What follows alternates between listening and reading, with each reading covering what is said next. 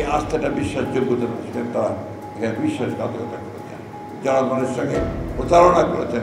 Nobel prize পেয়ে বিরাট মানুষ, micro ক্রেডিটে বিরাট মানুষ, কিন্তু দেশের রাজনীতিতে এতই ছোট যে মাপাই যায় না। আমরা যদি মাঠে নামি তাতে সরকার টিকে থাকবে কিনা সন্দেহ। এই সরকারের বিভিন্ন কর্মকাণ্ড অতীতেও একটি বিশেষ দলের প্রতি আনুগত্যের বহিঃপ্রকাশ ঘটেছিল।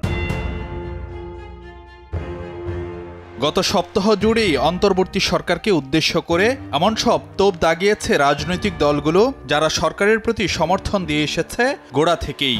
অথচ জুলাই সনদ বাস্তবায়নের সুপারিশ জমার পর প্রতারণা আর বিশ্বাসভঙ্গের অভিযোগ আনা হয় সরকার আর ঐকমত্য কমিশনের বিরুদ্ধে। 1971 সালকে পুড়িয়ে দেওয়ার কোনো অবকাশ নেই।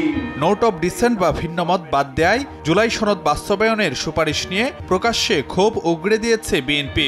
আবার রাষ্ট্রপতি নয়, প্রধান উপদেষ্টার স্বাক্ষরে সনদ বাস্তবায়ন আদেশ দাবিতে অনড় এনসিপি।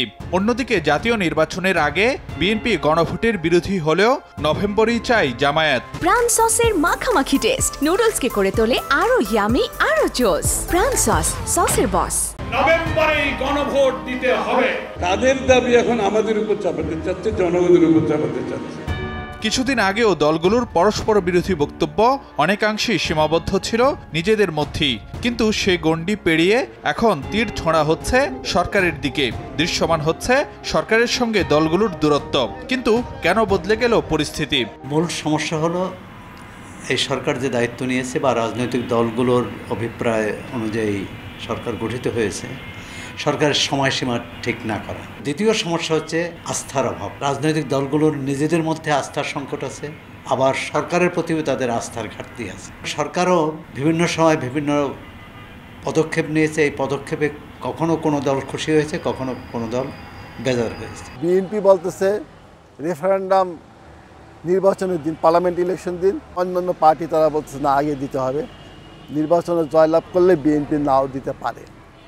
হ্যাঁ, এই যে সন্দেহ, একে অপরের প্রতি সন্দেহটা, এটার জন্য গণ্ডগোলটা হয়েছে। একটি দল অন্য দলের প্রতি সন্দেহ করতেছে। আবার ফেব্রুয়ারিতে নির্বাচন চাইলে ডিসেম্বরেই ঘোষণা করতে হবে তফসিল। তার আগে সরকারের সামনে বড় চ্যালেঞ্জ দলগুলোর সঙ্গে দূরত্ব কমানো, সনদ বাস্তবায়ন পদ্ধতি আর গণভোট ইস্যুর মীমাংসা। আর সে কারণেই নভেম্বরকে বিবেচনা করা হচ্ছে রাজনীতির গতিপথ নির্ধারণী মাস হিসেবে। ডিসেম্বরে তফসিল হওয়ার কথা। তফসিল হওয়ার পর যদি কোনো রাজনৈতিক দল নির্বাচন বর্জন করে অথবা নির্বাচনে অংশ না নেয়, সেটি কিন্তু একটা কঠিন অবস্থা তৈরি করবে। সে কারণে নভেম্বরেই সব রাজনৈতিক দলকে নিয়ে সরকার নির্বাচন করতে পারবে, এই আস্থাটা তৈরি হতে হবে। পর্দার অন্তরালে কিছু আলাপ আলোচনা করতে হয় রাজনীতিতে। সেই দিকে সমস্ত রাজনৈতিক দলগুলোর সাথে বসে আলাপ আলোচনা করেন, তারপর এই সমস্যাটাকে সমাধান করতে হবে। তা না হলে আমার মনে হয় অসুবিধা হবে। বিভিন্ন ইস্যুতে দলগুলোর তীব্র বিরোধটি অন্তর্বর্তী সরকারের জন্য অস্বস্তিকর। প্রকাশ্যে সে কথা জানিয়েছেন খোদ উপদেষ্টাদের কেউ কেউ। আলাপ আলোচনার পর আমরা প্রধান রাজনৈতিক দলগুলোর বক্তব্যের মধ্যে যে অনৈক্যের সুর দেখছি, এটা হতাশাব্যঞ্জক। ফারুক ভিয়া, রবিন, সময় সংবাদ, ঢাকা।